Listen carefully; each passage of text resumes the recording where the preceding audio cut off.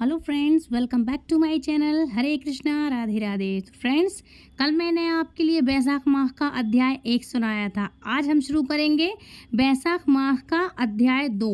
बैसाख मास में जो कहानी है अध्याय 2 की। तो चलिए शुरू करते हैं। नारद जी कहते हैं, बैसाख मास में धूप से तपे और थके हारे ब्राह्मण को श्रमनाशक सुखद पलंग देकर मनुष्य कभी जन्म मृत्यु आदि के कलेशों से कष्ट नहीं पाता। जो बैसाख मास में पहनने के लिए कपड़े बिछावन देता है, वह उसी जन्म में सब भोगों से संपन्न हो जाता है और समस्त पापों से रहित होकर वह निर्वाण मतलब मोक्ष को प्राप्त होता है। जो तिनके की बनी या अन्य खजूर आदि के पत्तों की बनी हुई चटाई दान करता है, उसकी उस चटाई पर साक्षात भगवान विष्णु शयन करते हैं। चटाई देने वाला बैठने और बिछाने आदि में सब ओर से सुखी रहता है। जो सोने के लिए चटाई और कंबल देता है, वह उतनी ही मात्र से मुक्त हो जाता है। निद्रा से दुख का नाश होता है, निद्रा से थकावट दूर होती है और वह निद्रा चटाई पर सोने वाले को सुखपूर्वक आ जाती है। धूप से कष्ट पाए श्रेष्ठ ब्राह्मण को जो सूक्ष्मतर वस्त्र दान करता है, वह पूर्ण आयु और परलोक में उत्तम गति को पाता है। जो मनुष्य ब्राह्मण को फूल और रोली देता है, वह अलौकिक भोगों का भोग करके मोक्ष को प्राप्त होता है। जो खस खुश और जल से वसित चंदन देता है, वह सब भोगों में देवताओं की सहायता पाता है तथा उसके पाप और दुख की हानि होकर परमानंद की प्राप्ति होती है। बैसाख के धर्म को जानने वाला जो पुरुष गोरोचर और कस्तूरी का दान करता है, वह तीनों तापों से मुक्त होकर परम शांति को प्राप्त होता है। जो विश्रामशाला बनवाकर प्याऊ सहित ब्राह्मणों को दान करता है, वह लोकों का अधिपति होता है। जो सड़क के किनारे बगीचा, पोखर, कुआं और मंडप बनवाता है, वह धर्मात्मा है।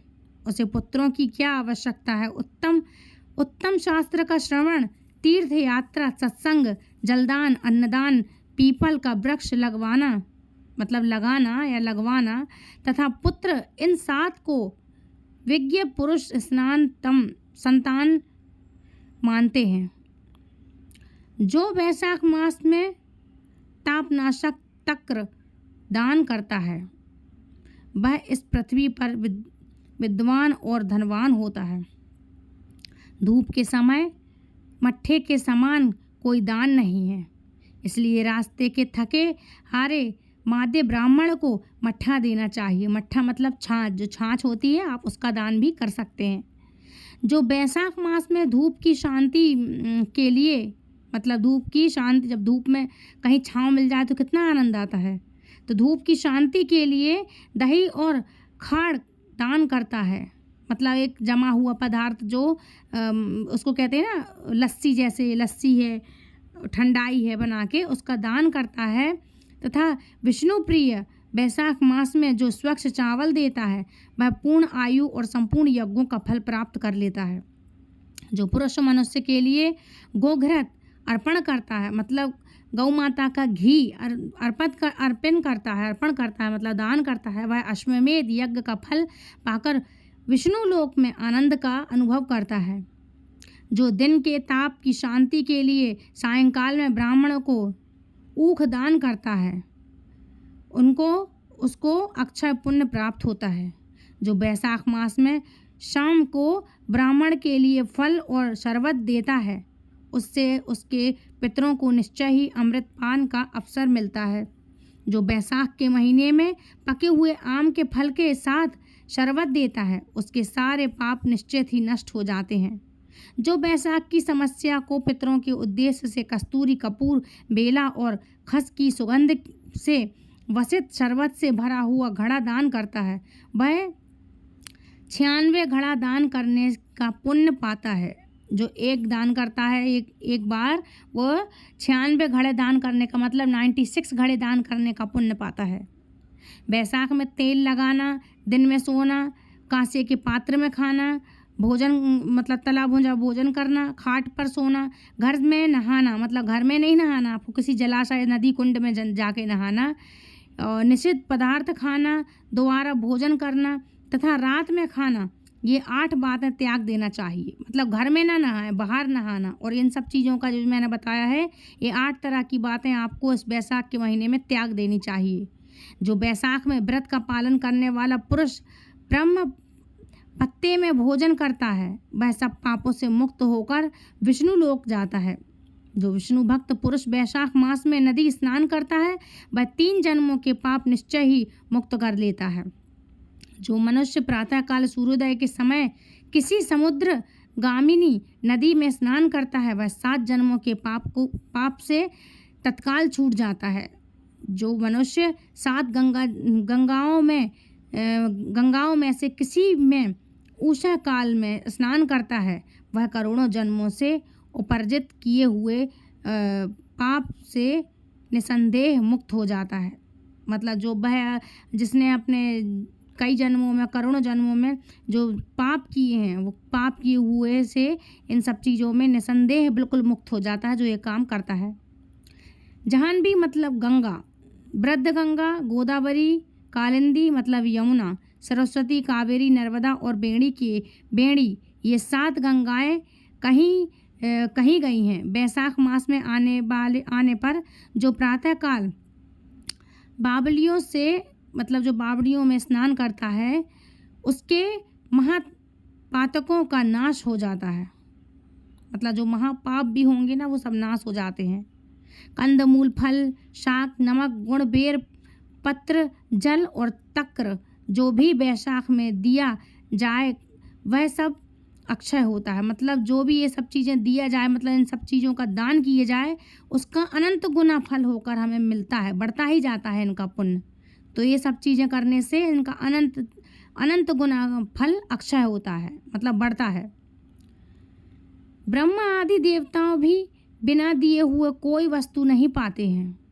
जो दान से हीन है वह निर्धन होता है। अतः सुख की इच्छा रखने वाले पुरुष को बैसाख मास में अवश्य दान करना चाहिए। सूर्यदेव के मेष राशि में स्थित होने पर भगवान विष्णु के उपदेश से अवश्य प्रातः काल स्नान करके भगवान विष्णु की पूजा करनी चाहिए। कोई महिरथ हो नामक एक राजा था। एक राजा, कोई महिरथ नामक राजा राज्य करता था, जो कामनाओं में आसक्त और अजितेंद्रिय था। वह केवल बैसाख स्नान के सहयोग से स्वतः बैकुंठ धाम को चला गया। बैसाख मास में देवता भगवान मधुसूदन है। मतलब इस महीने को भगवान मधुसूदन रूप की पूजा की जाती है, जो भगवान कृष्ण का अवतार है। अतः वह सफल मास में बैसाख मास में भगवान की प्रार्थना का मंत्र इस प्रकार करता है। मधुसूदन देवेश बैसाखे मेषगे रवो प्रातः स्नानम करिष्यामि निर्विघ्नं कुरु माधवा। अर्थात हे मधुसूदन, हे देवेश्वर माधव, मैं मेष राशि में सूर्य के स्थिति में होने पर बैसाख मास में प्रातः स्नान करूँगा, आप इसे निर्विघ्न पूर्ण कीजिए।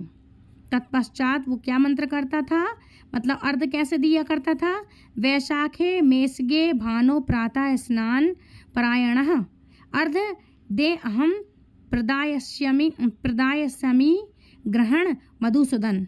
अर्थात इसका अर्थ क्या है, सूर्य के मेष राशि पर स्थित रहते हुए बैसाख मास में, अर्थात बैसाख मास में स्नान के नियम में संलग्न होकर मैं आपको अर्घ देता हूँ। हे मधुसूदन, इसे आप ग्रहण कीजिए। इस तरह से वो पूजा करता था और संस्कृत में वो पढ़ के भगवान को वो 1 लोटा जल अर्पित करता था और भगवान श्री कृष्ण से ऐसी बात कहता था।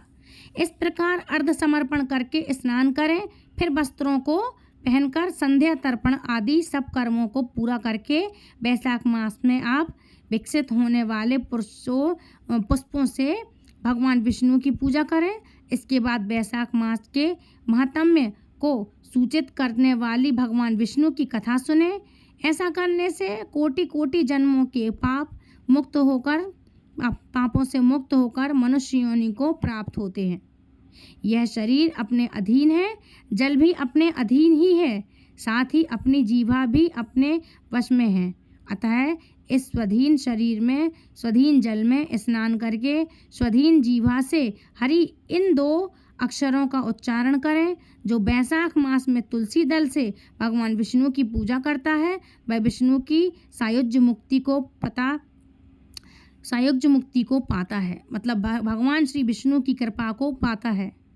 अतः अनेक प्रकार के भक्ति मार्ग से तथा भांति भांति के व्रतों द्वारा भगवान विष्णु की सेवा तथा उनके सद्गुण या निर्गुण स्वरूप का अनन्य चित्त से ध्यान करना चाहिए।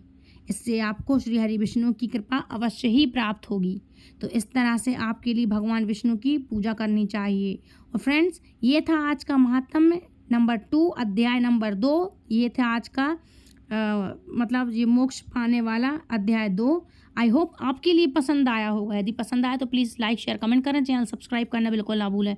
दूसरों तक ये वीडियो शेयर ज़रूर किया कीजिए ताकि दूसरे भी इन सब चीज़ों का बेनिफिट्स उठा सकें। मिलती हूँ ऐसी इंटरेस्टिंग जानकारी के साथ नेक्स्ट वीडियो में। तब तक के लिए फ्रेंड्स, राधे राधे, हरे कृष्णा, जय श्रीमन नारायण, हरि बोल।